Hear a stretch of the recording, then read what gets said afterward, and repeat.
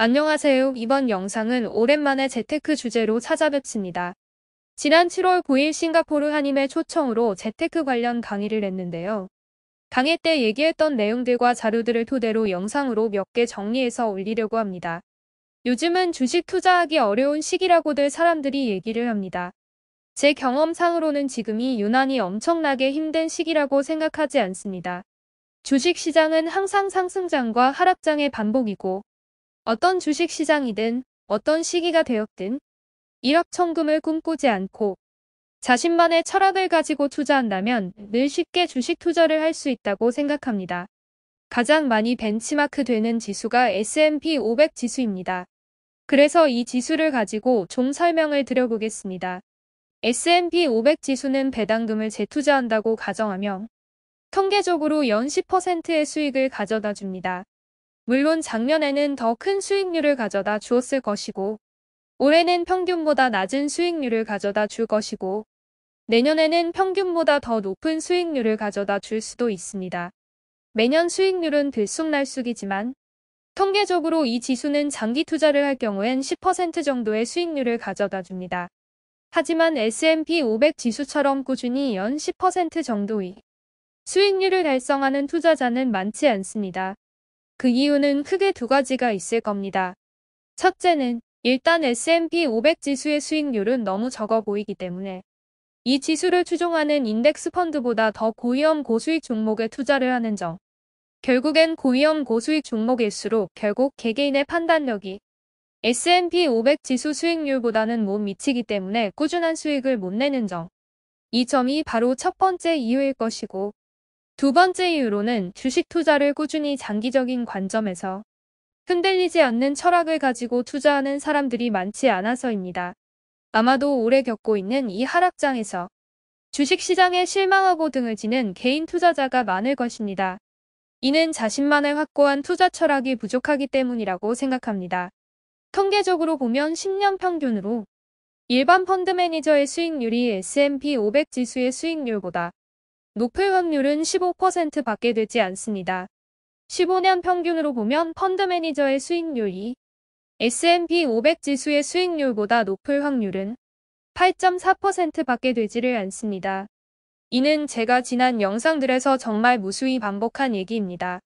일단 우리 같은 개인 투자자들은 투자에 대한 판단력이 S&P 500 지수보다 통계적으로 좋지 않다는 점을 인정해야 합니다.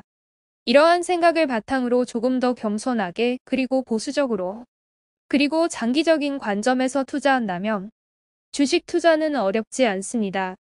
그렇다고 제가 S&P 500 지수만 투자하시라는 말은 아닙니다. 여기 보시는 것처럼 애플이나 마이크로소프트 같은 대표적인 테크 우량주의 수익률은 장기적으로 S&P 500보다 높은 수익률을 꾸준히 기록해왔습니다. 물론 나스닥 100 지수도 높은 수익률을 장기적으로 보여주고 있습니다. 이런저런 다양한 종목들을 분산 투자하는 것이 당연히 맞는 얘기일 것이고 좋은 종목에 투자한다면야 장기 투자에서 좋은 결과를 가져올 것입니다. 하지만 어떤 종목이 좋은 종목인지는 개인이 판단하기 매우 어렵습니다. 여기 보시는 것처럼 대표주는 5년에서 10년 주기로 계속 바뀌기 때문입니다. 그래서 리밸런싱을 할 수 있는 지수 추종 ETF가 좋은 대안인 것입니다. 투자에 대한 스트레스를 덜 받고 수많은 종목에 분산 투자를 하며 리밸런싱까지 할 수 있기 때문입니다. 그렇다고 지수 추종 ETF만 투자하자는 얘기는 아닙니다.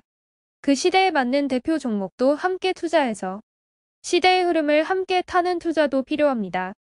하지만 투자하는 개별 종목이 시대를 주도하는 기업인지는 분기보고서 등을 면밀히 살펴보고 국제 정세를 살펴봄으로써 항상 주의를 기울여야 합니다. 개별 종목은 장기 투자가 답은 아니라는 겁니다. 그리고 또 한 가지 말씀드릴 점은 투자 시기입니다. 매달 일정 금액을 적립하는 방법을 DCA라고 합니다. 달러 코스트 에버리징이라고 부릅니다. 또 다른 방법은 마켓 타이밍을 재서 투자하는 방법이 있습니다. LSI라고 부르기도 합니다. 럼섬 인베스트먼트의 약자입니다. 마켓 타이밍을 보고 폭락 시기, 시장이 과매도 상태일 때 또는 이동평균선을 보고 차트 분석으로 투자를 하기도 합니다.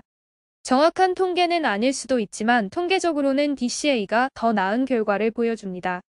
물론 개인의 투자 능력에 따라 편차는 클 것입니다. 하지만 스트레스 받지 않고 매일매일 주식 시황에 흔들리지 않고 자신의 잘못된 선택에 후회하지 않고 투자를 하려면 DCA만큼 좋은 방법이 없다고 생각합니다. 한국에서는 퇴직연금을 가지고 지수 추종 ETF에 매달 일정 금액을 적립 투자하는 방법이 있을 것이고, 싱가포르에서도 퇴직연금과 비슷한 SRS를 통해 투자하면 됩니다.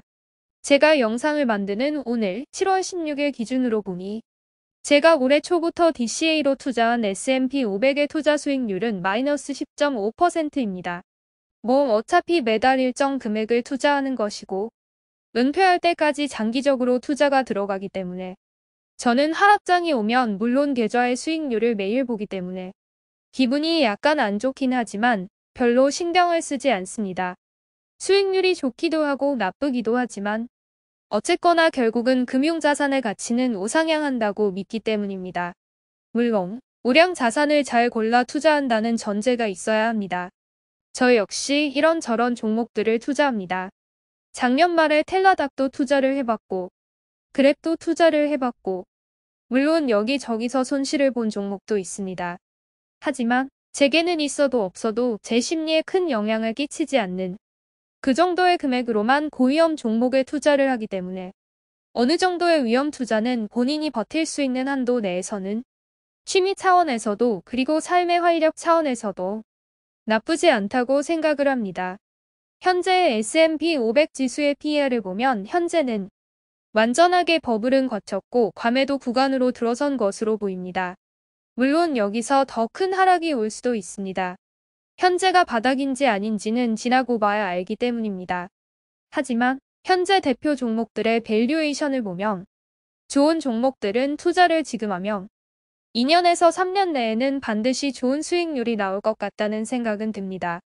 어떻게 보면 뻔한 얘기만 가득한 영상이었을 수도 있고 제가 평소에 하던 얘기를 또 반복하는 얘기일 수도 있겠지만 이 영상을 보시는 분들이 마음의 위안을 갖기를 바라는 마음으로 이렇게 영상을 올립니다. 그럼 아무쪼록 성공 투자하시고 지금까지 영상 시청해 주셔서 감사드립니다. 이상 하예TV였습니다.